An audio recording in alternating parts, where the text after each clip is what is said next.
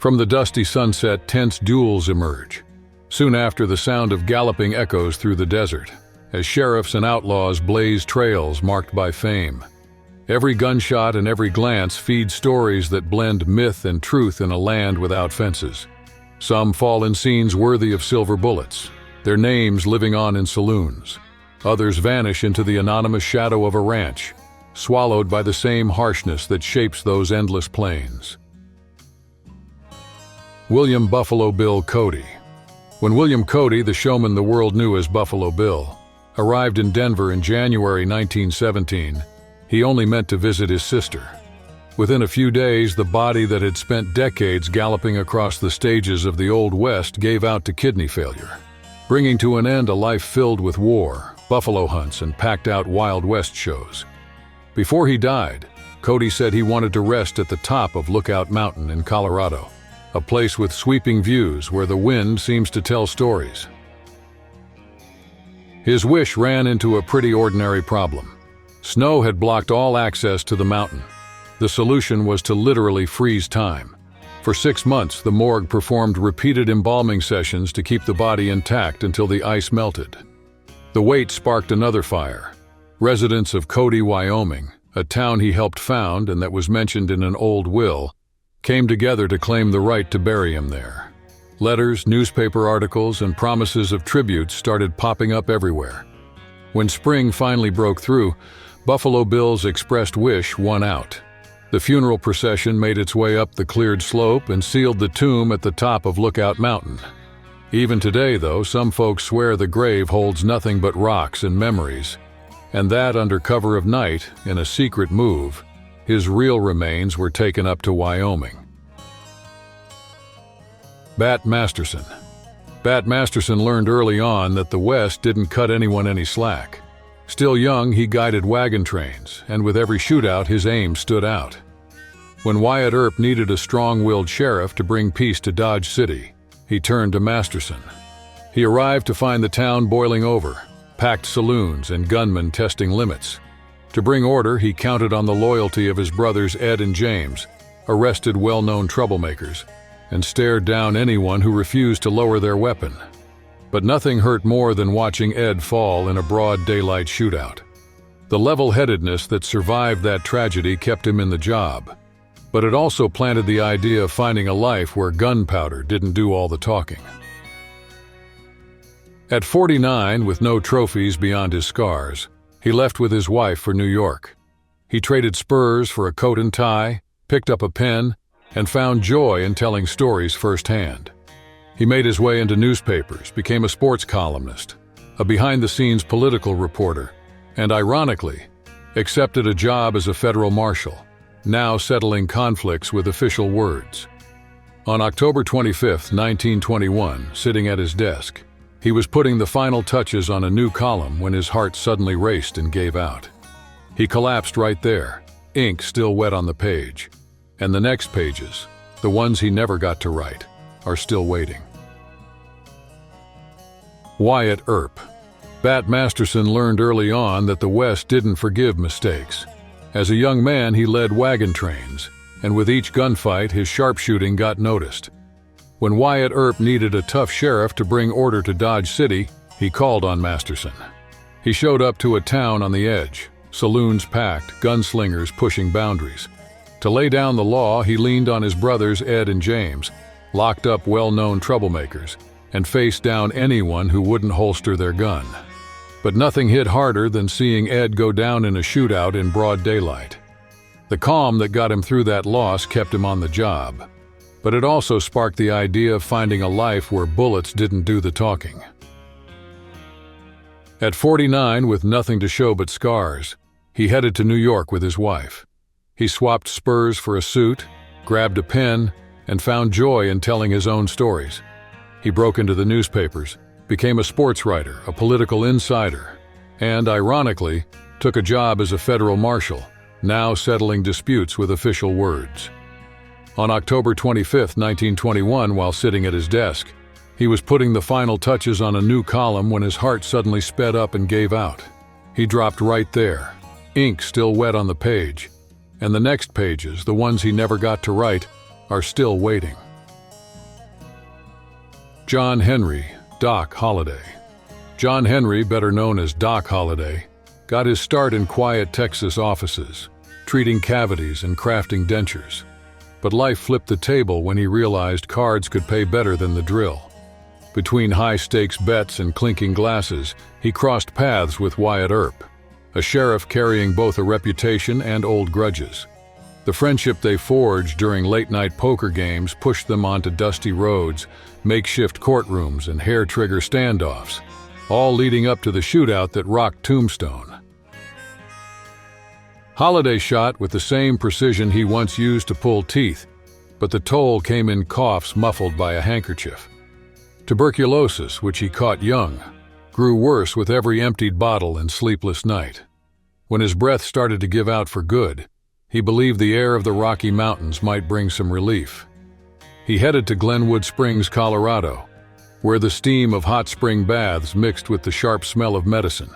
There, at 36, the cards slipped from his hands for the last time. But Holliday's story doesn't fit neatly into dates or stats. Just think. While most folks in his profession traded fillings for routine, he traded a drill for a revolver, became a legend from table to table, and turned his illness into a traveling companion. And that's still just the beginning of a tale where every card flipped can change the course of the duel. Annie Oakley. Not many people would guess that the petite girl from rural Ohio, born Annie Mosey, would go on to inspire generations. By 16, hunting to help feed her family, she had already mastered the rifle. During a visit to her sister, the owner of the boarding house, curious about the rumors, set up a duel with 25 flying targets between the teenager and Frank Butler, a vaudeville star. Butler hit 24. Annie hit all 25. The win earned her applause, a contract, and not long after, Frank as her husband. The couple took their sharpshooting on the road, but the real breakthrough came with Buffalo Bill's Wild West show. Under kerosene spotlights, Annie was introduced as the lady who shoots cards out of the air. Train tours opened doors across Europe. Kings and queens leaned in to watch the young woman shatter glass balls, light candles with a single shot, and split cigars from her assistant's mouth without leaving a scratch. Frank ran every detail, timed rehearsals, arranged the acts, and spun stories that kept crowds on the edge of their seats. But the exhausting routine took its toll. Years of dust and nights spent in train cars wore Annie down. A severe case of anemia silenced her shots on November 3, 1926. Without her, Frank, heartbroken, passed away 18 days later. Now they rest side by side in the Oakley family cemetery, a reminder that some partnerships shoot farther than any bullet ever could. Billy the Kid. Billy the Kid showed up as a face almost always hidden by the dust of the Southwest trails. A child of a West growing up without clear laws, he traded peace early on for a life of saloons and six-shooters. By 18, his name was already tied to 17 killings. Each new ambush pushed him to another town, another county, another makeshift hideout. That's when Pat Garrett stepped in, a sheriff dead set on putting an end to the streak. The cat-and-mouse chase between lawman and outlaw stretched across deserts, canyons, and poker tables. Garrett managed to catch Billy by surprise, arrested him, and brought him to trial. The verdict came quick, hanging in the spring of 1881. But the story wouldn't take a period for an ending. On the eve of his execution, Billy slipped out of his shackles, took the guards' guns, and left 2 bodies on the floor of the Lincoln jail before vanishing into the night. The whole territory knew time was running out for him. 3 months later, a tipster whispered to the sheriff that the fugitive was sleeping at Maxwell Ranch in New Mexico. Garrett arrived after dark, hid in a room lit only by a weak lantern, and held his breath. When Billy pushed the door open, trusting the shadows to keep him safe, he heard the click of a trigger. There was no showdown, just a quick shot, a body hitting the ground, and the silence that usually comes before new legends begin. Davy Crockett. Even before the first shot echoed off the rough walls of the Alamo, Davy Crockett was already famous. A former bear hunter, congressman, and king of campfire tales, he wore his coonskin cap like a badge of someone always pushing the frontier farther west. When the Texas fort became the stage for a siege that stretched nearly 2 weeks, Crockett planted his legend right there. For 13 days, about 200 defenders held off a much larger army that came in waves. In the early hours of March 6, 1836, Mexican torches cut through the dark and signaled the final assault. Bullets, bayonets, and smoke support one version. Crockett went down fighting near the north wall, his body still upright over a pile of rubble. Another version, whispered later by unlikely witnesses, paints a different picture. He and 5 others were captured, brought before Santa Anna, promised mercy, only to see that promise turn into an order to fire. Official records don't line up. Survivor memories clash, and so the question still echoes across the Texas desert. Hero who died with his rifle in hand, or prisoner who stared down a firing squad. While historians dig through dusty journals and long-forgotten letters, Crockett's name keeps pulling curious folks back to the Alamo, still searching for the truth behind the last act of the king of the wild frontier. Jesse James. Jesse James made a name for himself on the plains of Missouri, but the glory of his robberies soon gave way to suspicion. After years with a rifle in hand, he and his brother Frank hid out on farms, changing their names to throw off the sheriffs. Frank, worn down, walked away from the outlaw life and looked for honest work, while Jesse stayed in the open. With no trusted partners left, he opened spots in the gang. Without realizing, some carried 2 goals in their pockets: cash and a pardon.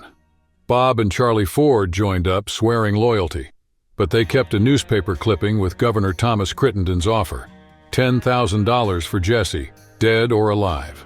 For weeks they faked friendship, drank at the same tables, listened to stories of old glories, and laughed at the same jokes, every laugh bringing the trigger a little closer to betrayal. In the muggy heat of St. Joseph, Jesse took off his coat and hung it on a nail, brushing dust off a picture frame that hid his favorite pistol. Bob saw his chance. While the outlaw adjusted the frame, the younger Ford brother pulled his gun and, without warning, fired. The shot tore through the quiet house and ended the legend that had grown along the railroads and poker tables. With Jesse's body still warm, Bob sent a telegram to the Capitol: reward claimed. Soon, crowds packed the dirt road, fighting for space at the window to catch a glimpse of the man who'd taken on banks, trains, and entire posses. The news spread faster than any horse ever could. Butch Cassidy, Sundance Kid. Butch Cassidy and his partner, the Sundance Kid, turned into icons by Paul Newman and Robert Redford, were making headlines long before Hollywood came calling. Leading the Wild Bunch, Cassidy pulled off tightly timed robberies, pulling in around $35,000 a hit before disappearing into the dust. Years on the run wore them down, and the duo looked for a fresh start in South America. Between Argentine ranches and Andean villages, they lived almost anonymously, still keeping an eye out for easy money. The quiet came to an end when a Bolivian payroll train was hit and the gringos were back in the news. Troops surrounded San Vicente. Sundance was wounded in the shootout. That night, 2 quick shots broke the silence. By morning, soldiers found the outsiders in a small lodge, Sundance with a bullet between the eyes, Cassidy with one to the temple suggesting suicide. Even so, bullets didn't kill the legend. Sightings popped up across the U.S. for decades. The most intriguing came from William Henry Long, a man living in Duchesne, Utah, who claimed to be Sundance. When Long died in 1936, the rumor picked up steam. In 2008, his remains were exhumed. DNA tests, led by anthropologist John McCullough, didn't match with samples from a distant relative of the real Sundance. The mystery lives on, and with every new lead, the same century-old question flickers back to life. Did they get away one last time?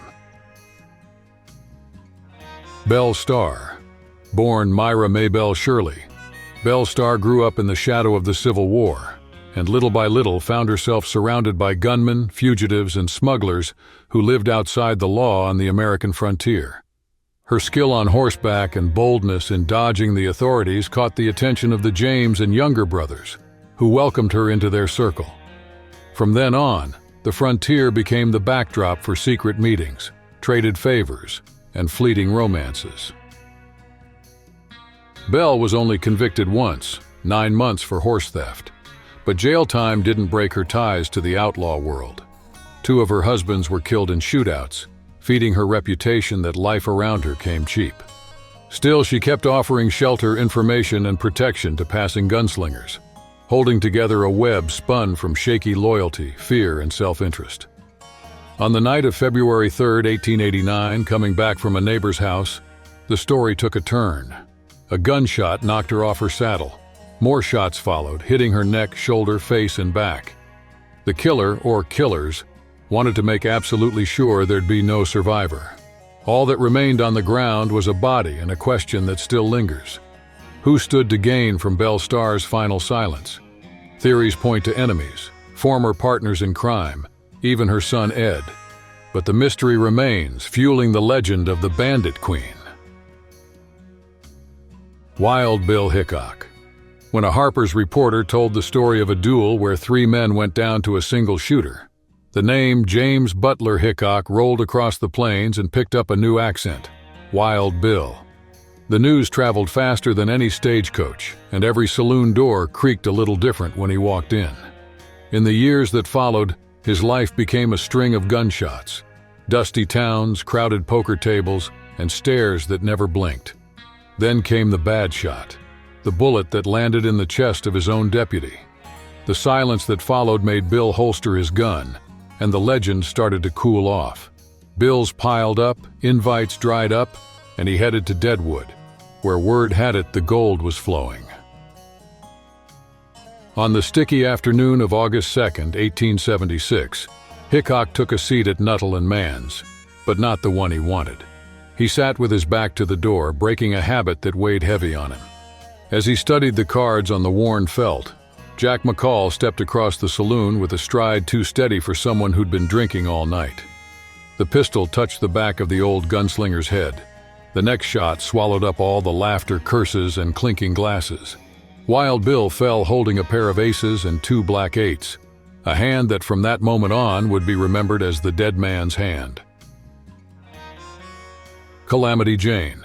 Martha Jane Canary was born where the dust never settles, and learned early that in the West, only those who looked far ahead kept moving forward. She traded dresses for heavy pants, earned the nickname Calamity Jane, and at full gallop became a Pony Express rider, crossing hostile territory like it was her backyard. When the pay ran dry, she took whatever job bought dinner, including, they say, selling affection to afford ammunition and a bit of peace. Her knack for shooting bottles out of the air without dismounting caught the attention of Buffalo Bill. In the ex-Scouts traveling show, Jane became a headliner, taming crowds with the same skill she used to handle a Winchester. But the spotlight comes at a price. Between shows, she sank into glasses that always seemed too deep. The habit turned addiction, stole her strength, her friends, and eventually, her health. At 51, she passed quietly and was buried at Mount Moriah Cemetery in South Dakota, right next to Wild Bill Hickok. The irony? Hickok never returned the affection she made so public. Still, 4 old friends decided to lay them side by side, not for love, but as a joke. Maybe they knew before anyone else that the best stories don't end where we expect. They need one last move, one small touch to keep them echoing. If this story held your attention all the way through, show it was worth the ride. Like, share, subscribe, and tell us in the comments which Wild West figure should star in the next video. Until the next adventure,